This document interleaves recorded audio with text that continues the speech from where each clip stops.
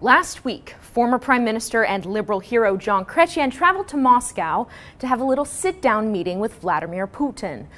The two reportedly discussed the state of relations between Russia and the West. But consider this. Would Putin grant a one-on-one meeting to Chretien if he thought Chretien would come in and lecture him? Would he have awarded Chretien with Russia's Order of Friendship, as he did last January, if Chretien were tough on Russia, like our current Prime Minister is? Of course not. So while the Conservative government takes great strides to isolate this murderous dictator, Chretien sits with him. Could we foresee Chretien receiving a lucrative appointment to the Gazprom board, Russia's natural gas giant?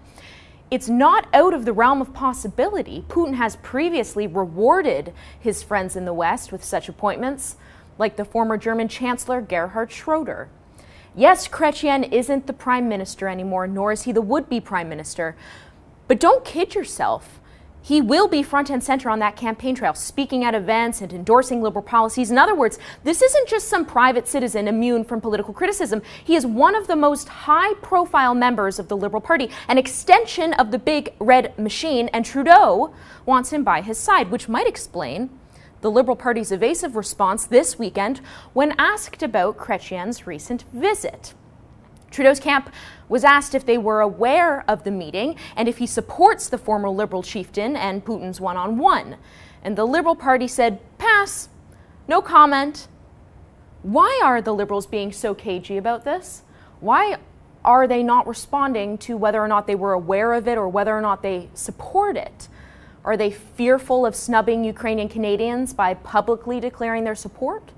Or do they not want to cross Chretien because he'll be so advantageous to them during the campaign? Truthfully, I think it's both.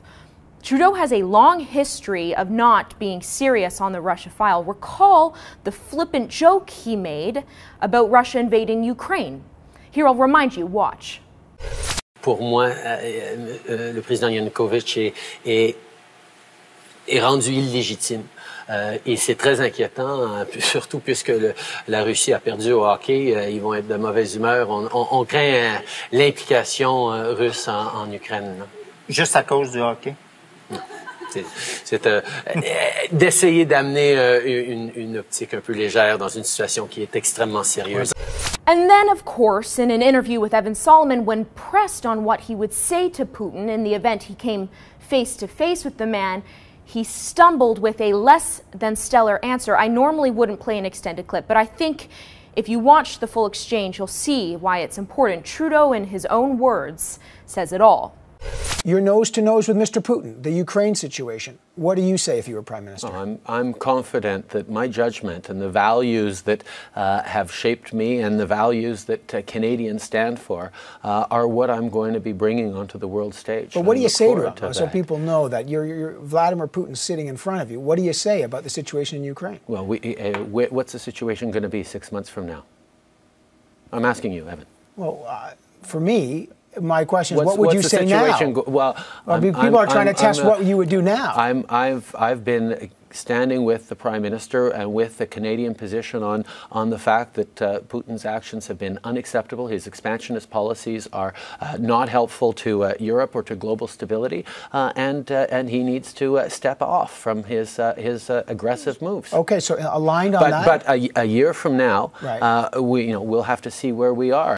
What a contrast between Trudeau's answer and the Prime Minister's, who, when confronted by Putin, said only one thing: get out of Ukraine. Maybe the Liberals are fearful of Putin calling them up and saying, you've ruined our friendship. Their unwillingness to speak boldly about how you can't use force to take territory from a sovereign country speaks volumes to their leadership on the world stage. We need a leader who's willing to speak truth to power, because even though Ukraine's fallen out of the headlines, Putin's still plowing forward.